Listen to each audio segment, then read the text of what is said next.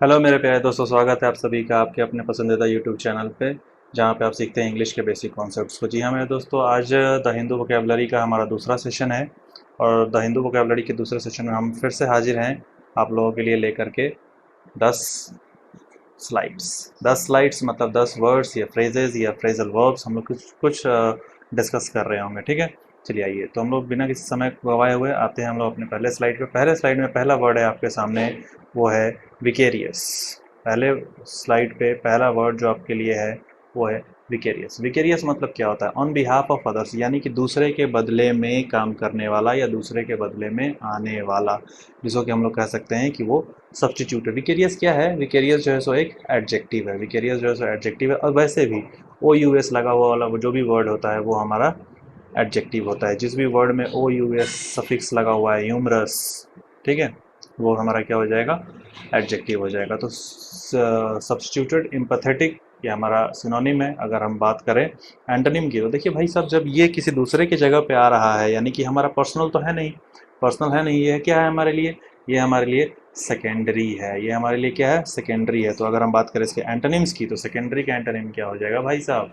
Primary हो जाएगा, जिसको हम एक्सचेंज ना कर सकें, अनएक्सचेंजेबल हो जाएगा, यानी कि वो हमारी पर्सनल संपत्ति हो जाएगी। वेरी गुड, ठीक है। आइए एग्जाम्पल के तौर पे हम देखते हैं, Ramanujam is not going to attend today's meeting. आज के मीटिंग को रामानुजम अटेंड करने नहीं जा रहा है। So the presence of his assistant in the meeting is vicarious. इससे ये पता चल रहा है हम लोग को कि मीटिंग में जो उसका असिस्टेंट की मौजूदगी है वो क्या है? विकेरियस है, मतलब ऑन बिहाफ ऑफ अदर्स है, यानी कि ऑन बिहाफ ऑफ रामानुजम है। ठीक है, आइए दूसरे क्वेश्चन पे चलते हैं। दूसरा क्वेश्चन हमारा है डिसग्रंटल्ड। डिसग्रंटल्ड, आपको पता होगा कि डिसग्रंटल्ड में दो वर्ड्स डिसग्रंटल्ड, TLED, ठीक है। डिसग्रंटल, ये डिस और ग्रंटल दोनों को मिलाने से बना है और इसका मतलब होता है एंग्री या डिससेटिस्फाइड। अब डिससेटिस्फाइड है और एंग्री है, एंग्री यानी कि गुस्से में है। तो गुस्से में है तो उसका अपोजिट क्या होगा कि वो खुश है। तो सबसे पहले तो प्लीज्ड इसका एंटोनिम हो जाएगा, और गदगद है, एकदम दिल से गदगद है, आत्मा से एकदम संतुष्ट है, कंटेंटेड हो जाएगा।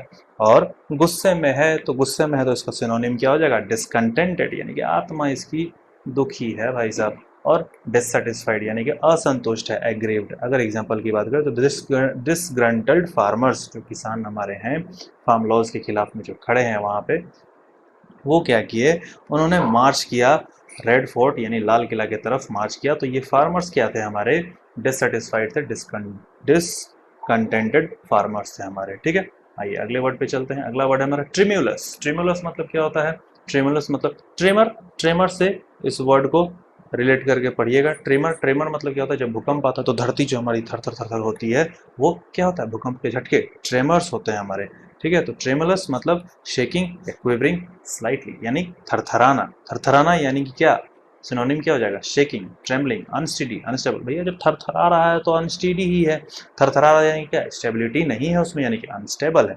इसके एंटोनिम को अगर हम देखें तो अगर ये अनस्टेबल था तो इसका एंटोनिम क्या हो जाएगा? स्टेबल हो जाएगा, फिक्स्ड हो जाएगा, जड़, बैलेंस्ड हो जाएगा और स्टडी हो जाएगा। ठीक है, his voice goes tremulous before his father when he is wrong. जब वह गलत होता है तो उसकी आवाज उसके पिता के सामने थरथरासी जाती है। ठीक है, आइए अगले वर्ड पे चलते हैं। अगला वर्ड क्या है हमारे सामने? सिरेफिक। सिरेफिक मतलब हेवनली और डिवाइन। ओहो, कैंडी क्रश खेलते हैं? कैंडी क्रश में जब बहुत ज़्यादा कैंडीज जो क्रश होने लगते होंगे तो वहाँ पे आता है डिवाइन, डिलीशियस बोलता है, तो उसमें एक वर्ड है हमारा डिवाइन। डिवाइन यानी कि देवीय, हेवनली। सिनोनिम की बात करें तो हेवनली है ही, जो ये डिवाइन है, दैवीय है, तो स्पिरिचुअल हो गया, इटर्नल हो गया, एंजेलिक, एस्ट्रल। और अगर ये इतना ही दैवीय और एंजेलिक है तो इसका मतलब क्या हो जाएगा? एंजेलिक है तो एंजल का उल्टा डेमन। डेमन, तो ये डेमनिक हो जाएगा, हेटफुल हो जाएगा।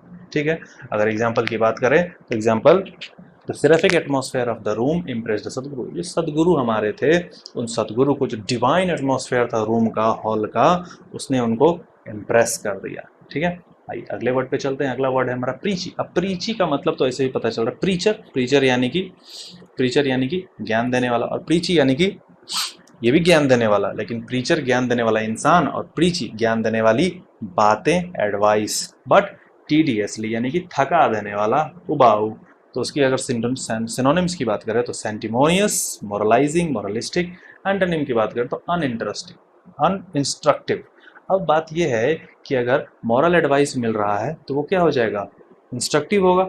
उसका antonym uninstructive. I feel exhausted when I have to listen to the preachy advice of Rameshwaram. Rameshwaram भाई साहब इतना एडवाइस देते हैं कि हमको उस समय प्रीची, उनका जो एडवाइस है वो हमको प्रीची लगने लगता है, टीडियस फील करने लगते हैं हम उसमें। ठीक है, आइए अगले पे चलते हैं। और अगला है हमारा क्या, इडियम्स एंड फ्रेजेस की बात कर रहे हैं। ठीक है, तो इसमें हमारा टिक ऑल द बॉक्सेस। अब टिक ऑल द बॉक्सेस में क्या है, सपोज कि आप फॉर्म फिलअप कर रहे हैं, तो वहाँ पे आता है टर्म्स एंड कंडीशंस। अब टर्म्स एंड कंडीशंस में आपके सामने इस तरह से चेक बॉक्स बना होता है। या फिर आप ऑनलाइन एग्जाम देने जाते हैं जब, तो ऑनलाइन एग्जाम देने में नीचे में दो बॉक्स होता है, एक लैंग्वेज वाला और एक होता है कि I confirm, I accept that all the hardware that have been provided to me are well functioning. तो अब क्या करते हैं, दोनों में टिक लगाते हैं। दोनों में टिक लगाते हैं किस लिए, ताकि आप चीज़ों को फुलफिल कर रहे होते हैं। ठीक है, तो क्या है यहाँ पे इसका मीनिंग, टू सेटिस्फाई और fulfil everything that is necessary और डिजायर्ड। एग्जाम देने के लिए आपको इन दोनों बॉक्सेस में टिक लगाना पड़ता है ना, टिक लगाना।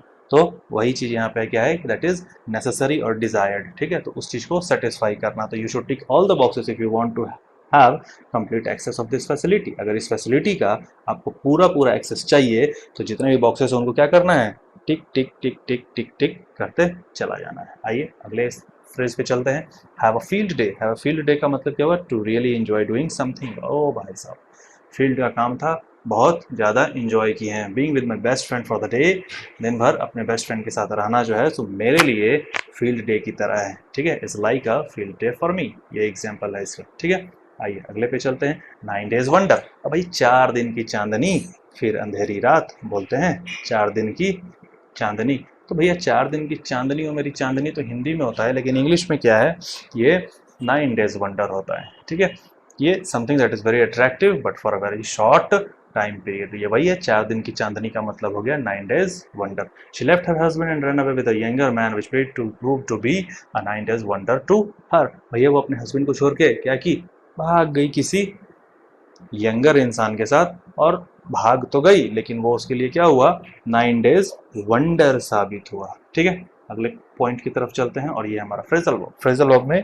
हमारे सामने है रैचेट अप। रैचेट अप का मतलब क्या हुआ, to increase or make something increase repeatedly by a small amounts, यानी कि किसी भी चीज को धीरे धीरे धीरे धीरे बढ़ाना। ठीक है, टू इंक्रीज ग्रेजुअली। ठीक है, इसका मतलब क्या हुआ, धीरे धीरे बढ़ाना।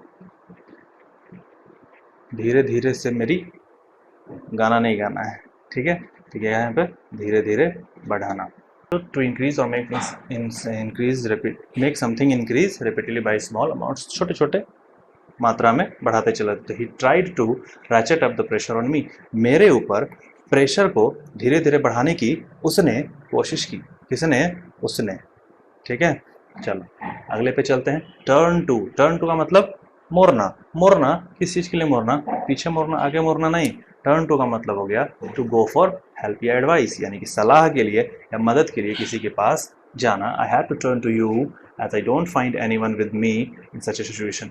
मुझे तुम्हारे पास आना पड़ा, मुझे तुम्हारे से हेल्प लेने के लिए आना पड़ा, इसलिए क्योंकि मेरे पास कोई नहीं है इस तरह की परिस्थिति में। इस तरह की परिस्थिति में मेरे पास कोई नहीं है, इसलिए मुझे तुम्हारे पास आना पड़ा। ठीक है, वोकैबुलरी के प्रिपरेशन के लिए आपके पास कोई नहीं है, इसलिए आपको प्रभात सर के पास आना पड़ा, है ना। चलिए, तो यहीं पे हमारा ये स्लाइड जो है सो खत्म होता है। और आपको क्या करना है, आपको सारे चीज़ों का अच्छे से रिवीजन कर लेना है। ठीक है, चलिए तो मिलते हैं हम लोग अपने अगले क्लास में। तब तक के लिए क्या करेंगे, तब तक के लिए tata bye bye, take care.